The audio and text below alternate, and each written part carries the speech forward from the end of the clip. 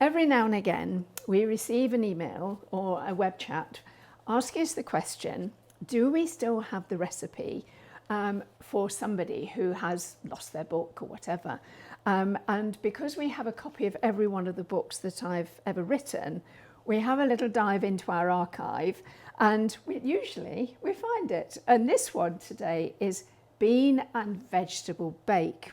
Now, in this time of economic climate, we're trying to eat economically. So I thought, well, why not do this? Now, I have to admit, I've never actually cooked this myself.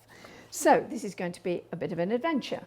So it incorporates loads of different vegetables, and you can use different vegetables if you want to, if you've got them in your fridge.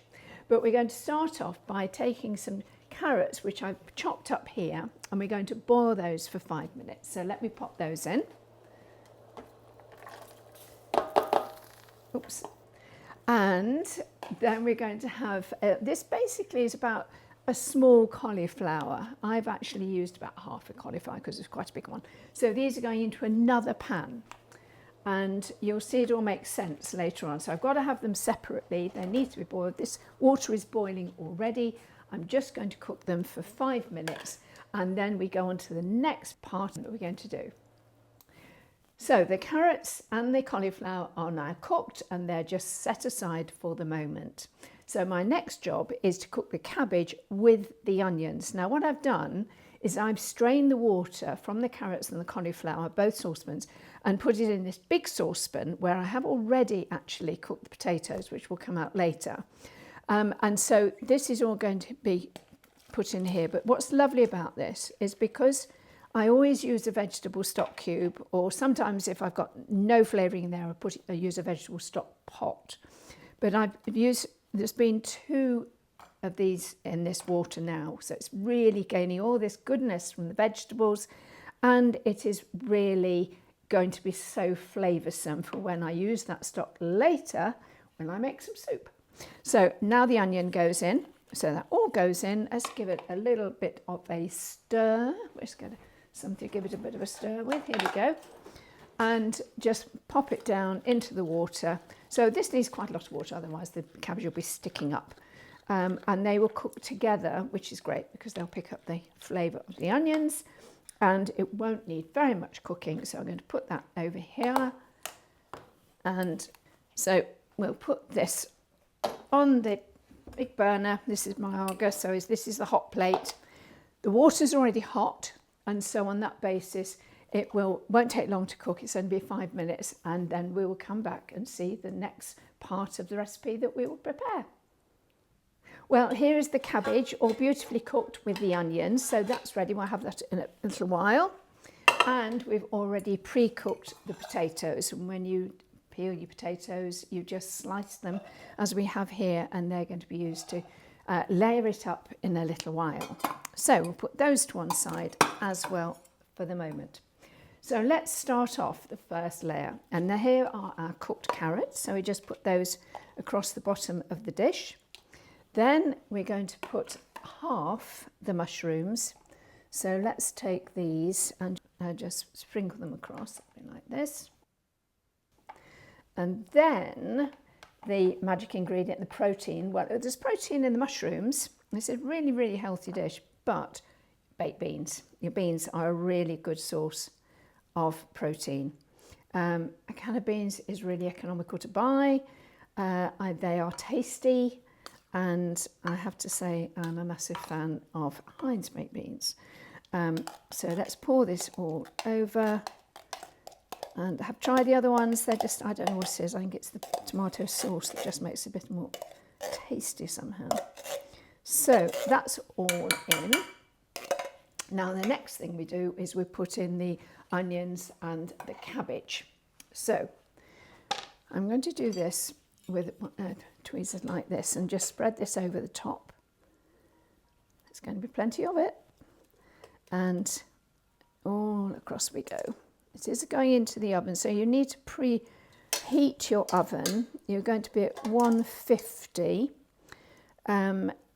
or 300 if it's Fahrenheit, 150 centigrade, gas mark 3 if that's what your cooker is. So I'm going to put that in there. This will sort of pad down a bit when it all cooks because the mushrooms are taking a bit of space at the moment. So I'm going to put that there. So I'm going to put that over there. So it's got the onions and it's got the cabbage there.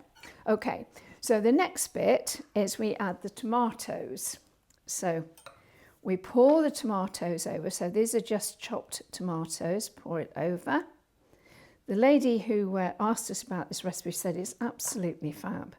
So I think it's going to be quite an interesting voyage of discovery, because I had a chef doing my recipes for my books, and I didn't try all of the recipes myself. The next thing is we're going to sprinkle on these are dried mixed herbs, so we sprinkle this on all over.